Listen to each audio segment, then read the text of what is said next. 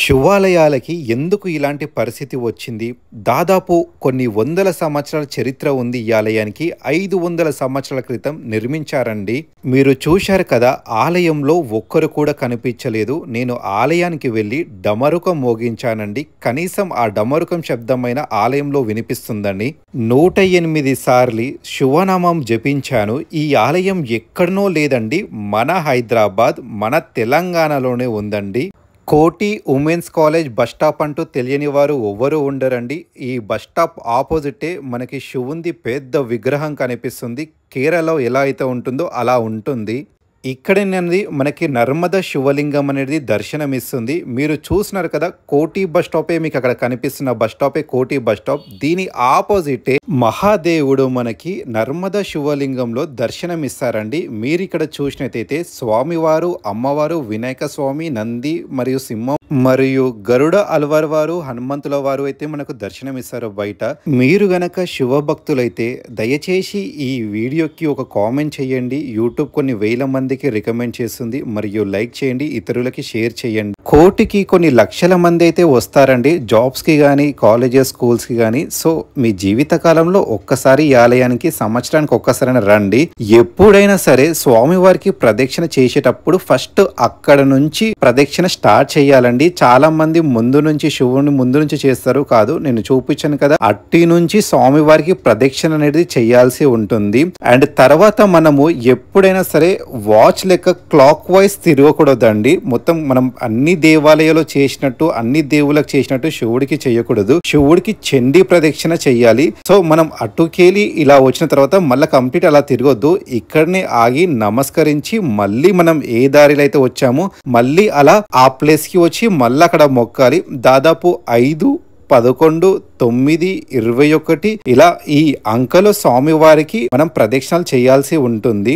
So స్వామివారికి ఇన్ని ప్రదక్షిణలు చేసిన తర్వాత ముందుగా శివుని దగ్గరికి వెళ్ళేటప్పుడు మీరు ఏ శివాలయానికి వెళ్ళినా సరే ఆ మహాదేవుడి దగ్గరికి వెళ్ళే ముందుగా ఉన్న శివుడి వాహనాన్ని నమస్కరించాలి, చెప్పాలి మీరు వచ్చినట్టు. అలా చెప్పడం వల్ల ఏం జరుగుతుందంటే సాక్షాత్తు నందీశ్వరుడే స్వామివారికి చెప్తారండి, నీ భక్తుడు వచ్చాడని చెప్పేసి. మీకు ఎటువంటి ధర్మమైన కోరిక ఉన్నా నంది చెవులో చెప్పండి. ఒక చెవు మూసి ఇంకొక చెవులో మీ మనసులో ఏ దృఢమైన ధర్మమైన కోరిక ఉందని చెప్పండి, సాక్షాత్తు నంది శివుడికి చెప్తాడు. శివాలయాలు ఎప్పుడు ఇలా ఖాళీగా ఉండకూడదండి. మీ ఇంటి దగ్గర, మీ గ్రామంలో, మీ ఊర్లో ఏ శివాలయం ఉన్నా సరే ఒక్క రాగి చెంబుతోటి వెళ్ళండి. చాలా మట్టుకి చాలా శివాలయంలో రాగి చెంబు ఉంటుంది. లేకుంటే మీ దగ్గర ఉన్న రాగి చెంబులో నీళ్లు తీసుకెళ్లి మీ ఇంటి దగ్గర ఉన్న శివాలయానికి వెళ్ళి ఒక్క రాగి చెంబుతోటి శివుడి మీద నీళ్లు పోయండి. శివుడు పులకరించకపోతారు, చాలా పరమ సంతోషిస్తారు. మహాదేవుడికి అభిషేకం చేసే విధానం ఏంటంటే మొట్టమొదటిగా మీరు ఈ విధంగా చేయండి. ముందు మనకి సిద్ధి వినాయక స్వామి వారికి చెయ్యాలి. శివలింగం ఉందంటే చాలండి, అక్కడ మొత్తం శివ కుటుంబం ఉన్నట్టు. శివలింగంలో ముందు గణేశునికి చేసిన తర్వాత అటు సైడ్ మనము నెక్స్ట్ కార్తికేయ స్వామికి చేయాలి. దాని మధ్యలో బాలా త్రిపుట సుందరి గాయత్రి దేవికి చెయ్యాలి. తర్వాత సరౌండింగ్ మొత్తం మనము అమ్మవారు పార్వతీ దేవికి చేయాలి. చేసిన తర్వాత ఆ తర్వాత మనము రాగి చొంబులున్న నీళ్లు ఆ మహాదేవుడి మీద పొయ్యాలండి. దానితోటి మనకి శివాభిషేకం కంప్లీట్ అవుతుంది. పూర్తి కుటుంబ సభ్యులకి చెయ్యాల్సి ఉంటుంది. శివుడికి, పార్వతీ మాతకి, కార్తికేయ స్వామికి, బాలా త్రిపుట సుందరి గాయత్రి దేవికి, పార్వతీ దేవికి చేసిన తర్వాత శివుని మీద చేస్తే మన అభిషేకం పరిపూర్ణంగా కంప్లీట్ అవుతుంది. ఈ దేవాలయంలో మీరు గమనించినట్టయితే ఎదురుగా మనకి ఫస్ట్ సిద్ధి వినాయక స్వామి వారు, ఆ తర్వాత పార్వతీదేవి మరియు దత్తాత్రేయ స్వామి, ఆ తర్వాత మనకి కార్తికేయ స్వామి దర్శనమిస్తారండి. వాళ్ళ దర్శనం తప్పకుండా తీసుకొని వెళ్ళాలి. ముఖ్యంగా మీరు ఏ శివాలయానికి వెళ్ళినా సరే దక్షిణం వైపు దక్షిణమూర్తి ఉంటారు.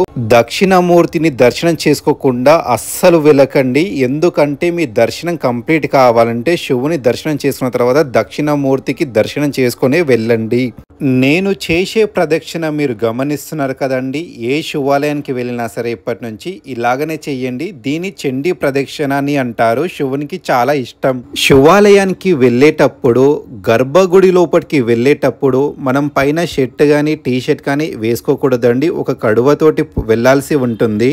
మరియు కుదిరితే లుంగి కట్టుకొని వెళ్లాల్సి ఉంటుంది. కాకపోతే నేను బయటికి వేరే పని మీద వెళ్ళేటప్పుడు నాకు ఇక్కడ ఆలయం చాలా ఖాళీగా అనిపిస్తే నేను ఆలయానికి వచ్చానండి. తప్పనిసరిగా వచ్చేసి నా మనసులో ఉన్న బాధ మొత్తం వ్యక్తిత్వం చేసుకొని తప్పకుండా ఈ ఆలయానికి చాలా మంది రావాలి స్వామి అని చెప్పేసి మొక్కుకొని అయితే వచ్చాను. మీరు ఏ శివాలయానికి వెళ్ళినా సరే మీ వయసు ఎంత అన్ని నిమిషాలు ధ్యానం చెయ్యండి.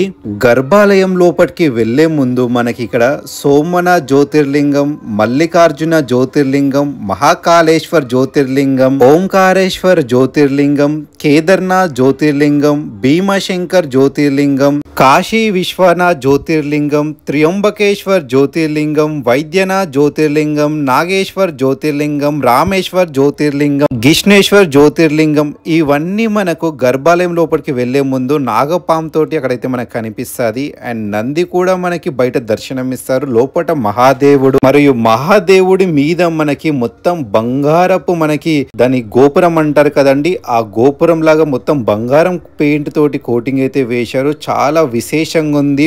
ప్రతి సోమవారం మరియు ప్రతి మహాశివరాత్రికి భక్తులైతే కొన్ని వందల వేల మంది అయితే విచ్చేస్తారు. గర్భగుడి లోపు మనకి ఇక్కడ డమరుకం ఉంటుందండి. ఇక్కడ వచ్చినప్పుడు తప్పకుండా మోగించండి. పైన లక్ష్మీదేవత, వెంకటేశ్వర స్వామి, సిద్ధి వినాయక స్వామి మరియు మహాదేవుడు, అయ్యప్ప స్వామి మరియు దత్తాత్రేయ స్వామి, అలాగనే మనకి సీతారాముడు మరియు ఇక్కడ వచ్చేసి నవదుర్గాలు అయితే దర్శనమిస్తారండి. ఆలయంలో మొత్తం చుట్టుముట్టు ఫోటోలతోటి చాలా బాగుంటుంది. మీరు 2 చేతులు జోడించి నమస్కరించండి. సిద్ధి వినాయక స్వామి, పార్వతీదేవి, దక్షిణామూర్తి మరియు నారాయణుల వారు మనకి దర్శనమిస్తారు ఈ ఆలయంలో. మీ అందరికీ ఈ వీడియో నచ్చిందని కోరుకుంటున్నాను. మీకు గనక నచ్చితే ఒక లైక్, ఒక కామెంట్ చేయండి. ఎందుకంటే యూట్యూబ్ కొన్ని వేల మందికి రికమెండ్ చేస్తుంది. అండ్ మన ఛానల్ని సబ్స్క్రైబ్ చేసుకోండి. మీరు మాత్రం ఈ విషయం తప్పనిసరి మర్చిపోకండి. ఏ శివాలయానికి వచ్చినా సరే భక్తి శ్రద్ధలతోటి ఆ మహాదేవుడు, పార్వతి ఇద్దరిని కలిపి ధ్యానం చెయ్యండి. దాదాపు మీ వయసు ఎంతో అంతసేపు. ఒక్కసారి ఈ ఆలయాన్ని మరొకసారి చూద్దాం రండి కంప్లీట్ గా. ఇక్కడ లింగాష్టకం ఉంది, చదువుకోవాలనుకున్న వాళ్ళు చదవండి. ఈ దేవాలయాన్ని మాత్రం చాలా క్లీన్ గా, చాలా నీట్ గా మెయింటైన్ చేస్తున్నారండి. ఎవరు వచ్చినా రాకున్నా. కానీ ప్రతి సోమవారం మరియు మహాశివరాత్రికి చాలా విశేషంగా చాలా మంది వస్తారంట.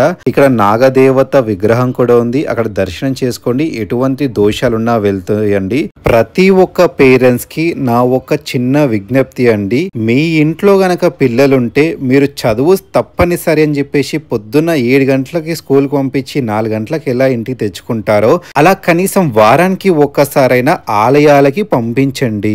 ఈ వీడియోలో ఏమైనా పొరపాటులు గాని, తప్పుగా పలకడం గాని, ఏమైనా తప్పుగా చెప్పినా నన్ను క్షమించండి. దేవుడు నాకు ఎంత అనుగ్రహం ఇచ్చాడో అంత అనుగ్రహంలో మీకు చెప్పాను.